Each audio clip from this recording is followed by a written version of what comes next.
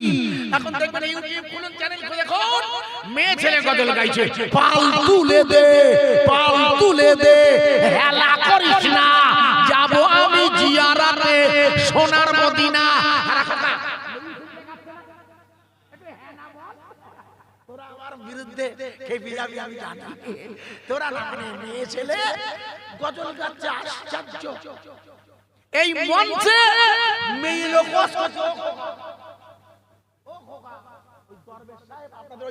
ছোট ওই যে বাড়িতে গেলাম, ওই রকম লোক বেঁচে থাকলে লাঠি নিয়ে তাড়ায়। এখন আবার এই জলসায় ডুয়েট বোঝেন না, মদ্দা আর মেয়ে দুজনে গজল গাবে। ও খোকা, এখন আমি গেছি সভা গিয়ে দেখি একটা ঘরের মধ্যে ওই গজল শিল্পীদের বাড়িওয়ালা আটকে রেখেছে।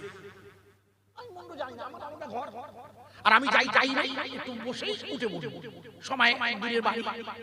যখন উঠবো একটা ছেলে বলছে, হুজুর আমরা খুব বিপদে পড়েছি। মানে ওর বক্তব্য শুনে বুঝলাম ওরা যা গজল গেয়ে এলো বাড়িওয়ালার পছন্দ হয়নি। আলাম তা তোরা তোদের বাড়ি কোথায়? তা বললো আমাদের বাড়ি হচ্ছে, যার নাম করেছে আমাদের এলাকায়, মানে আমার এই তিনটে বসে ওর আরো দূরে হবে। কি সব আমার কিরাম গজল গাইলি খোকা, ভাল না লাগলি তো বলে না, সঙ্গে মেয়েরা ছিল তো সে জমাতে পারেনি, সালাম নিয়ে নিয়েছে, তা মেয়ে নিয়েছে, তা ওরা নাচবে, তোমার সেরাম দিতে পারো। ঠাকুরের বাজনা বাজছে, রাস্তায় দেখে এলাম মগরা হাবড়া রোডে মেয়েরা যে নাচন কদন করছে, ওই ডুয়েট গজল গেলি করবে, করে নেই বলে তোমার গা ভাত দেয় নাই। হ্যাঁ, আমি বাড়িওয়ালা দেখিয়ে আমি বুঝলাম বলছি, হুজুর এরা কিচ্ছু বাড়িওয়ালা দোষ না, বাড়িওয়ালা বক্তে নিয়ে সে ওয়াজ করতে পারবে না, এটা সিস্টেম, ভুল বুঝবেন না। এই জন্য ইদানিং দেখছি যে ছেলে মেয়েরাও একসাথে গজল গাছে, এটা হারাম। আমি ওদের বললাম, তোরা এই কাজে আর জীবনে যাবি বলে মাথা খারাপ, বাড়ি যাবি পারলি আর কোনোদিন মেয়ে ছেলে না। আরে কি দরকার বলে, হুজুর মেয়ে বড় না, আজ বড় হলো তো একরকম হতো, ছোট নেইছিস কেন? যদি বড় হতো সেটা আর একরকম হতো। আমি যাও করিয়ে মাইকে ম্যানেজ করি, ওদের খাইয়ে গাড়ি ভাড়াটা দিয়ে পার করিয়ে দিলাম। আমি জানি আমি চলি গেলি ওজন হয়তো যে তোরা ক্ষতি করেছিস,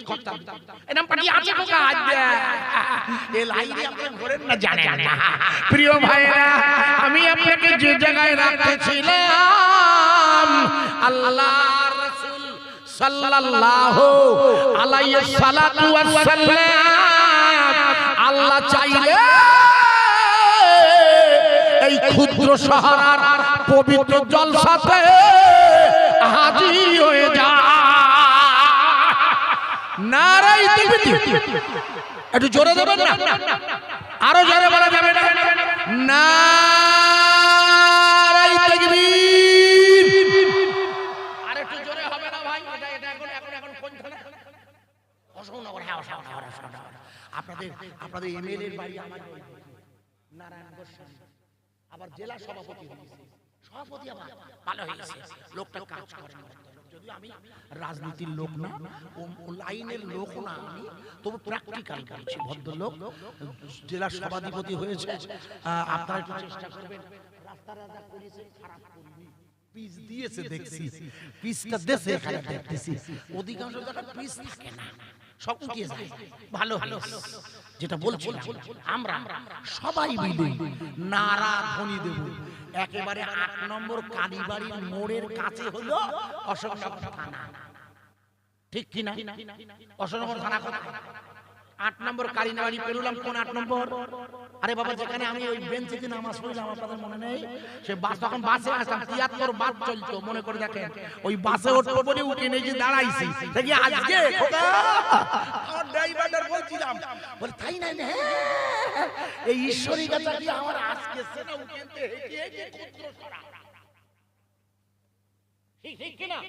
বাজে কথা বলি না, আপনাদের মনে না থাকতে পারে। ওই ৮ নম্বর কালীবাড়িতে ওই সব মিষ্টির দোকান আছে না, সোজা সোজা উরির কাছে উজুর পানি আমি নামাজ পড়া পারি আসবেন না তার পাশেই থানা তখন ছিল না আমরা এখন আওয়াজ দিয়ে আল্লাহর জমিনে দ্বীনের দাওয়াত চলবে না বন্ধ হবে চিল্লে বলুন ইসরায়েলের সাথে আমি আয়াত পড়েছি যাচ্ছি ইসরায়েলের সাথে প্যালেস্টাইনের যুদ্ধ চলছে ওই এলাকায় কিয়ামত হবে আগে শুনে নাও কিয়ামত হবে কোন এলাকায় ওই এলাকায় পরে আসছি যেটা বলছিলাম আমরা আমাদের আওয়াজ গাজাবাসীর জন্য দোয়ার মধ্য দিয়ে আল্লাহর কাছে দরখাস্ত করব আল্লাহ 57টা মুসলিম দেশ দুটো বাদে ইরান আর তুরস্ক বাদে কেউ গণতান্ত্রিক ভাবে নির্বাচিত নয় বলে ইসরায়েল আর আমেরিকাকে চটাতে সাহস পাচ্ছে না একমাত্র আপনার গায়েবী মদত ছাড়া গাজার মুসলমানরা টিকতে পারে না তাই আমাদের দায়িত্ব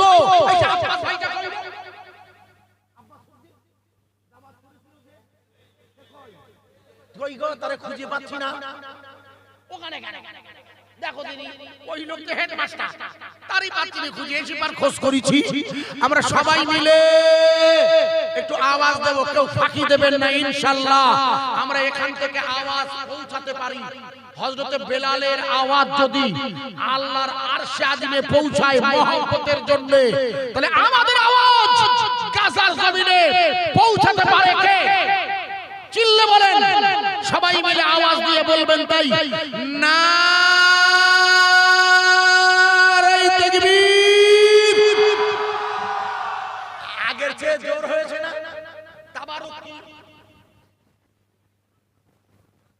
খিচুড়ি দাঁড়ান আমারে বুঝতে দেন মানে তাবারুক খিচুড়ি খুব ভালো খাবার খুব ভালো খাওয়া সত্যি বলছি আল্লাহর নিয়ামত হচ্ছে খিচুড়ি জানেন না সঙ্গে আবার ফুলকপি 60 টাকা কিলো এখনই কিনতে বাজারে 50 55 40 হাঁটতেছে ওটা একটু কমিয়েছে আর গরু দেন মুরগি দেন তো মুরগি দেবেন না পোল্ট্রি দেবেন না পোল্ট্রি খেতে আমি নিষেধ করছি না তবে না খাওয়াই ভালো ওতে কিচ্ছু নেই কোনো কিচ্ছু নেই কেন সব এটা সেটা খাইয়ে ওরে করি শুধু মোটা এই জন্য যখন করোনা হয়েছিল আব্বা যখন করোনা হয়েছিল প্রথম ডোজ দ্বিতীয় ডোজ পুলিশ বলল না তৃতীয় ডোজ নিতে হবে নাই বাড়িতে তুলি আনবো তার নাম বুস্টার ডোজ তবু করোনা হচ্ছে তবু করোনা বিজ্ঞানীরা বলে সর্বনাশ এ তো রোগ হচ্ছে না 3 নম্বর দেও ওরা তখন বললে এই রোগ ভালো হতে পারে প্রোটিন খাবার খেলে প্রোটিন আর বিজ্ঞানীদের মতে পৃথিবীর সেরা প্রোটিন খাবার হলো কম দামের মধ্যে গরুর গোশত এই জন্য মিস্টার মেসি 2022-এ কাটার বিশ্বকাপে ফুটবল খেলতে গিয়ে 2600 কিলো গোশত নিয়ে গেল নরেন্দ্র মোদির মাথায় কাজ করবে না আমরা খালি দোষ দেয় যে আওয়াল সিদ্ধি হিসারি ওই ঈশ্বরী গাছারা খায় ও পাগলা ঈশ্বরী পুরো খায় মেসি খেয়েছে নেইমার আর রোনাল্ডো শুধু গোশত খাবার জ্বালায় ওই বড় বড় ক্লাব ছাড়িয়ে সৌদি আরবের দুটো ক্লাবে খেলতেছ না আরে আল নাসার ক্লাবের নাম আমি লম্বা করব না মাথায় ঢোকবে না এই বড় প্রোটিন খাবার আপনারা দিয়েছেন মানে কিসে দিয়েছেন খিচুড়িতে বেশ করেছেন আল্লাহ আমাদের ছেলেরা খাবে আপনি কবুল করবেন তাবারুকটা আর খাবার সময় নিয়ত করবেন আল্লাহ আপনি আমার রোগ ভালো করে দেন মনে থাকবে এটা হচ্ছে নিলাম একে এখানে বড় লোক করতে দেই না ওসি ভালো আমার বাড়ি নিয়ে থাকবে যা করিছে খাবে কিছু কিছু দুটো লোক আছে পাগলা জানে না ওটা হচ্ছে রহমতের খাবার এখানে বড় লোক গরিব লোক নেই বোঝা যাচ্ছে হ্যাঁ না বলো এটা তাবারুক কার আল্লাহ এটা আল্লাহর নিয়াত রহমতের নিয়াত মুখস্থ রাখে আমি নিজে খাই চেষ্টা করি একটু দিলে নিয়ে নি আমাকে দেয় বাড়ি নিয়ে একটু খাই ওটা নিয়াত গাড়ি তো খাই আমার ড্রাইভার দেয় কেন জানেন রহমতের নিয়াত আমার রহমত নাকি কিন্তু এই তাবারুক খাবেন আপনিও সবাই খাবেন মায়েরাও খাবেন তাবারুক খাবার আগে নিশ্চয়ই ভাত খেয়ে এসেছেন আপনারা, কারণ রাত 10টা বেজে গেছে, খালি পেটে কেউ আসেননি, আর খাবার লোভেও কেউ অশান্তি আসেননি। তাই যাতে আপনাদের খিদে লাগে আবার একটু কষ্ট হয়, একটু জোরে একবার নাড়া দিন তো, কেউ ফাঁকি দেবে না। আমি ওখানে ওয়াজ করছি না, ফাল্গুন মাসে সব হয়, মনে পড়ছে জানো, ফাল্গুন মাসে হয় না নাকি না, কি মাসে একটা হয় যে আমি এসেছি চৈত মাসে, চৈত মাসে যাক যাক। এখন আমার অগ্রহায়ণ মাস, পয়লা অগ্রহায়ণ, গত বছর পয়লা অগ্রহায়ণ বিদায় ভাই আমার এক বছর আগে, আজকে না, ও লোকের মন নেই, ঠিক আছে করো, ও লোকের মন নেই, এক বছর হয়ে গেল। ও লোক বলেছিল ইংরেজি 18ই নভেম্বর, যেদিন পরে বেশি বেশি সেদিন হয়েছে।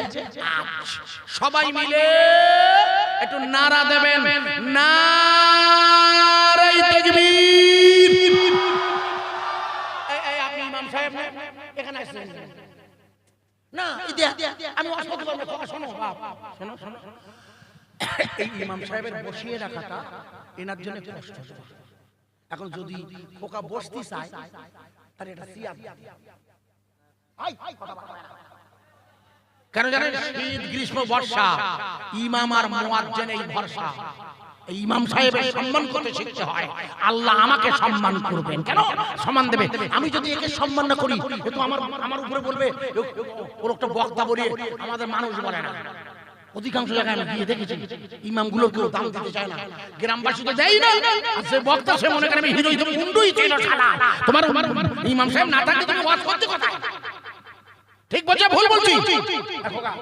আমার কথা রাগ করবেন না, আপনার সম্মান দিয়েছে আল্লাহ, আল্লাহ যার ইজ্জত দেয় তাতে হাত দিতে নেই। যে সেই ইমামতি করতে পারে না, ইমামতিটা আল্লাহ নিয়ামত দেয়। কত আলেম ছুটি বেড়াচ্ছে ইমামতি করার জ্বালায়, গ্রামে চলে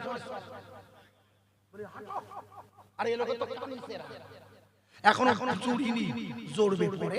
আমি দোয়া করছি সবাই মিলে শেষের বেলা একটা বার বলবেন, ক্ষুদ্র শহরা গ্রামে মহান বিশ্ব নবীর শানে ইসলে সওয়াব।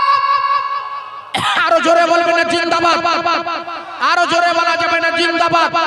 ফুরফুরা শরীফ, আজমির শরীফ, মক্কা শরীফ, মদিনা শরীফ, সকলের ঊর্ধ্বে কোরআন শরীফ, আল কোরআনের আলো, আল কোরআনের আলো, আল হাদিসের আলো।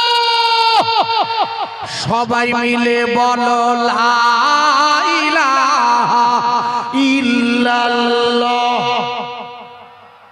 ইলাহা ইল্লাল্লাহ, লা ইলাহা ইল্লাল্লাহ, মুহাম্মাদুর রাসূলুল্লাহ সাল্লাল্লাহু আলাইহি ওয়াসাল্লাম। নবী গেলেন তায়েফে, নবী গেলেন তায়েফে, পাথর মারে কাফেরে,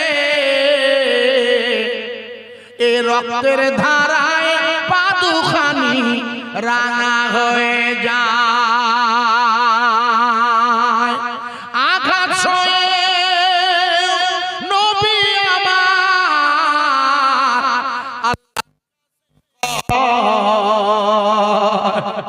মাফ করে দাও ও গো আল্লাহ, অবুঝেরা চেনে না আমায়। লা ইলাহা ইল্লাল্লাহ, লা ইলাহা ইল্লাল্লাহ, মুহাম্মাদুর রাসূলুল্লাহ সাল্লাল্লাহু আলাইহি ওয়াসাল্লাম।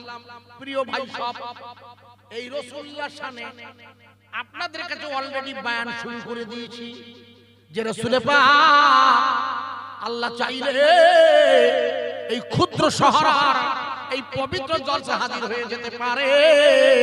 একবার জোরে বলা যাবে না ইনশাআল্লাহ? কে চাইলে? আল্লাহ চাইলে। এখানে আমাদের নিজস্ব কোনো ক্ষমতা নেই, সব ক্ষমতার আধার কার্ড, সব ক্ষমতার মালিক কে? এই জন্য আমি আপনাদের কাছে বোঝানোর জন্য একটা আয়াত এনেছি। যেটা অলরেডি শুরু করে দিয়েছি, বোঝাচ্ছি একটু। সুবহানাল্লাযী আসরা বিআবদিহি লাইলাম মিনাল মাসজিদিল হারামি ইলাল মাসজিদিল আকসা। প্রশংসা সেই আল্লাহর যিনি তার বান্দাকে রাতের বেলা ভ্রমণ করালেন মসজিদুল হারাম পবিত্র কাবা থেকে মসজিদুল আকসা, ওখান থেকে বোরাকে করে আল্লাহ তাকে নিজের কাছে নিয়ে গেলেন। লম্বা আয়াতটি আমি অর্ধেকটা তেলাওয়াত এনেছি বোঝানোর জন্য। আবার আয়াতটি একটু লক্ষ্য করুন। সুবহানাল্লাযী, এই আয়াতের বাংলা শাব্দিক অর্থটা দেখুন। প্রশংসিত সেই আল্লাহ, অর্থাৎ প্রশংসা কার? কোন আল্লাহ? সেই আল্লাহ যিনি তার বান্দাকে, এখানে কিন্তু আল্লাহ একবার বলেননি আমার নবীকে।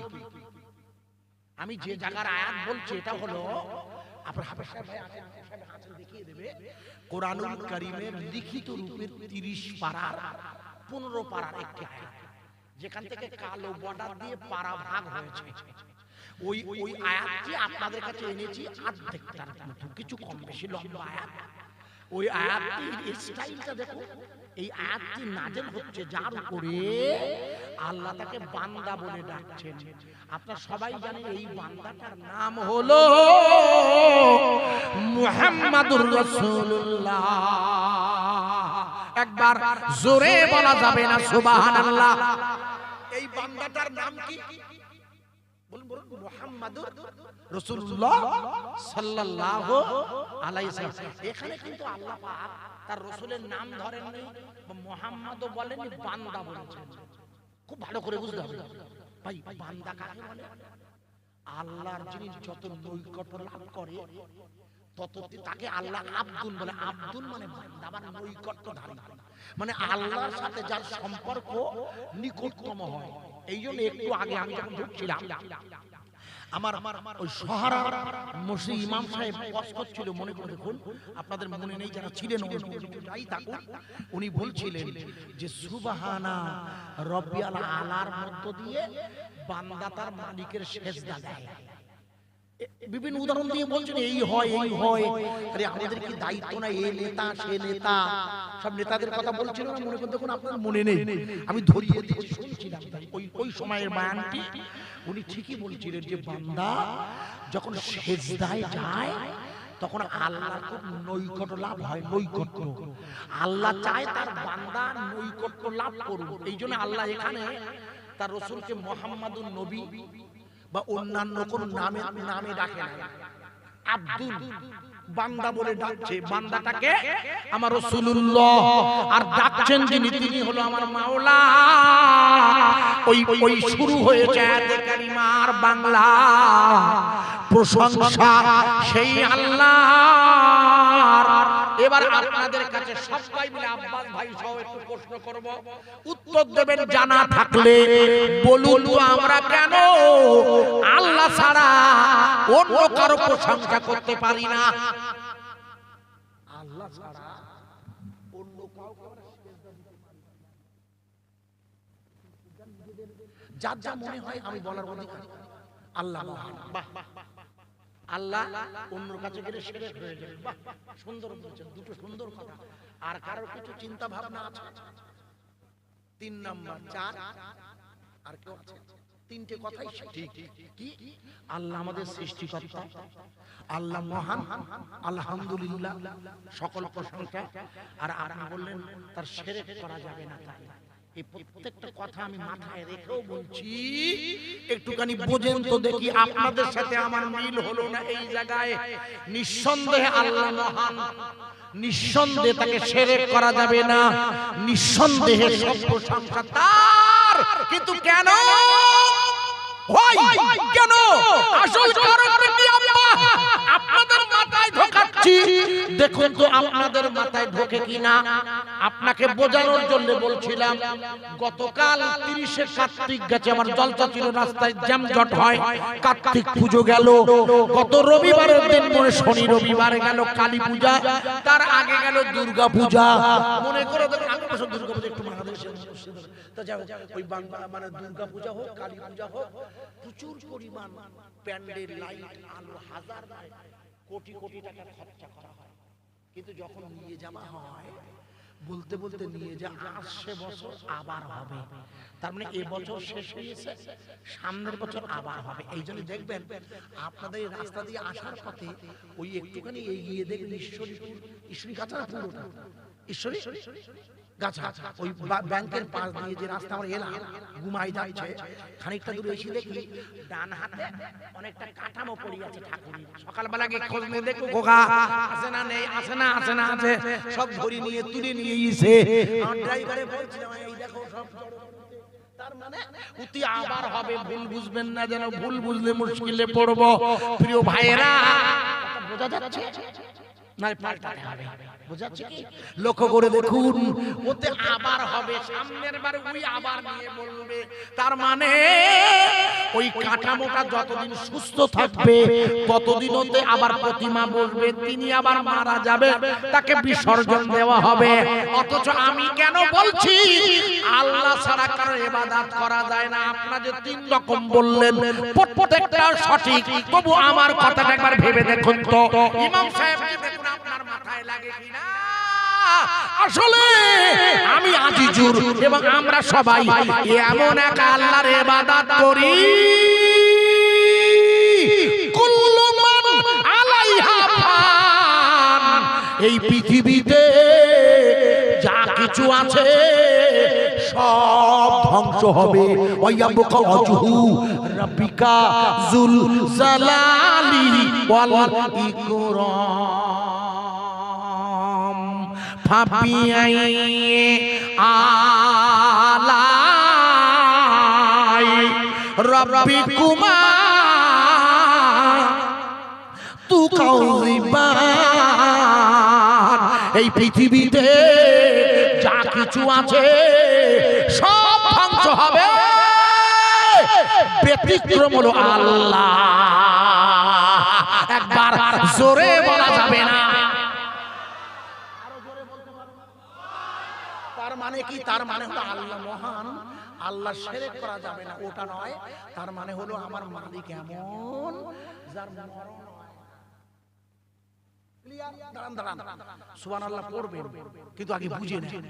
ওইটি বলিল আর বাবাজি বলেছিল আল্লাহ মহান, ওই খোকা বলেছিল আল্লাহ বলেছিল, তিনি বলে শিরক। সব কথা ঠিক, কিন্তু কোন আল্লাহ মহান?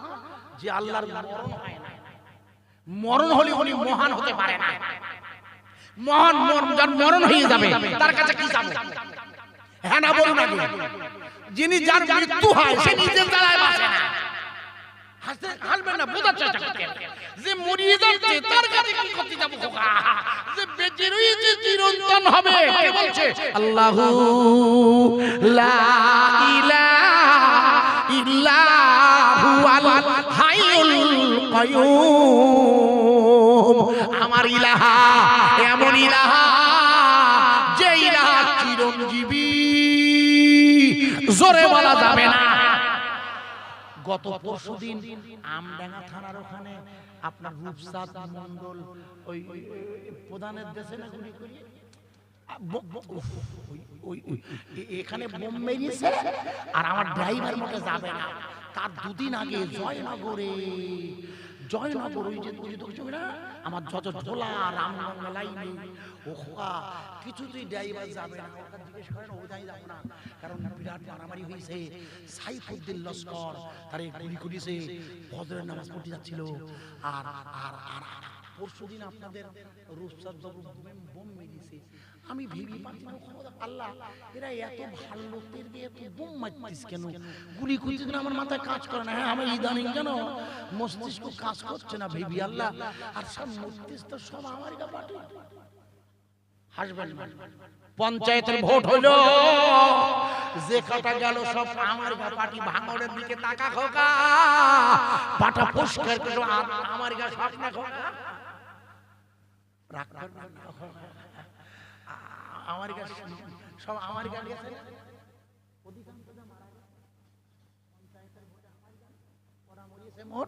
সরকার বলেছে ওদের একটা চাকরি দেবেন, তা চাকরি নিয়ে কি করবে? চাকরি নিয়ে খাওয়া হবে না। আর যে মদ্দা লোক মরে গেছে সে মেয়ে ছেলের কি হবে? আগে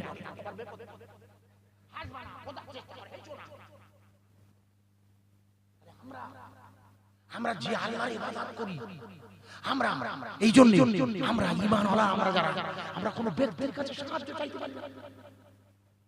যখনই ব্যক্তির কাছে সাহায্য চাই, ফজরের নামাজ পড়িয়ে বাড়ি আসছে, মানে ফজরের নামাজ পড়িয়ে আমি মানে যন্ত্র করে আসছি, ফজরের নামাজ বাড়ি আসছে, একজন বলে দাদা কত দৌড়ে যাচ্ছে কেন? বলছে মমতা বাড়ি চাল দেবে, তাই শিগগিরই লাইন দিচ্ছে।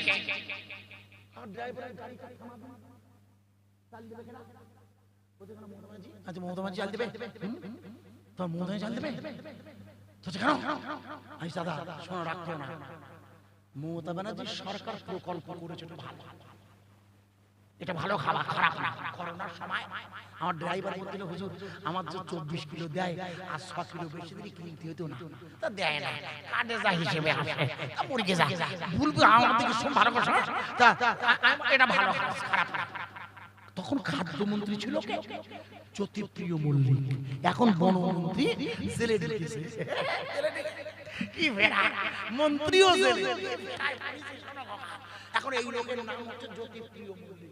হাবড়ায় দাঁড়া তো আগে ছিল গাই কাটাই, ভালো করে খেয়াল করো, ভুল বুঝলে মুশকিলে পড়ে যাব। খাদ্যমন্ত্রী জ্যোতিপ্রিয় মল্লিককে জিজ্ঞেস করেছে, স্যার আপনি কিছু মনে করবেন না, এই যে আপনারা চাল দেবেন, ফ্রি খাওয়াবেন, রেশন দেবেন, কোথাতে দেবেন? বলে কেন? এফসিআই এর গুদমে যতদিন থাকবে ততদিন দেব। কার গুদমে?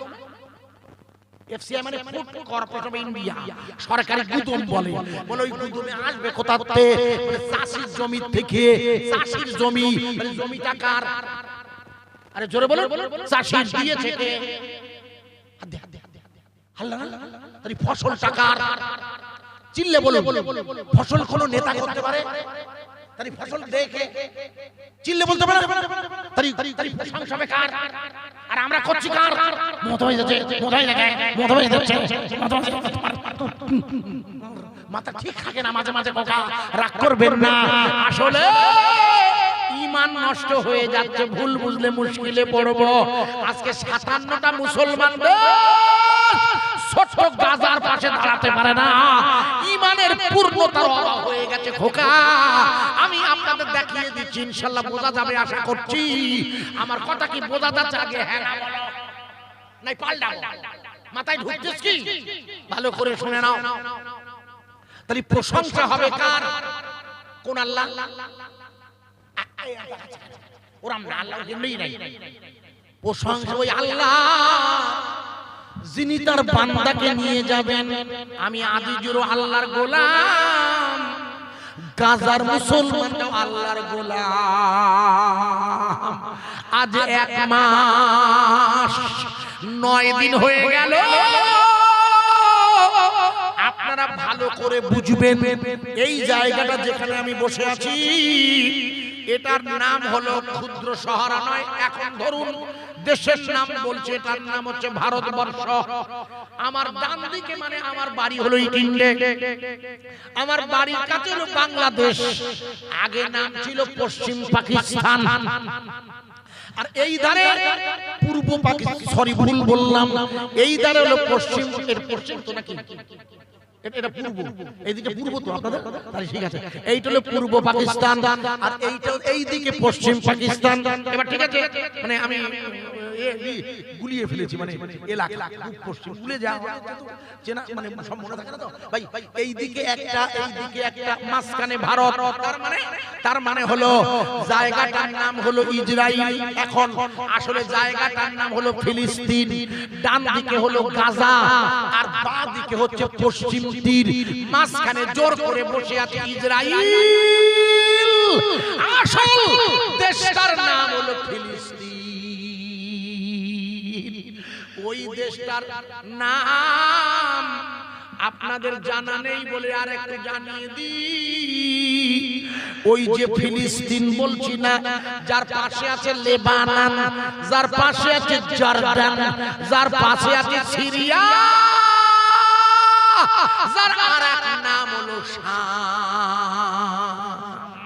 একবার মনে করে দেখুন, শাম দেশের নাম শুনেছেন কিনা জানি না, আগে হ্যাঁ না বলেন, শুনেছেন কিনা?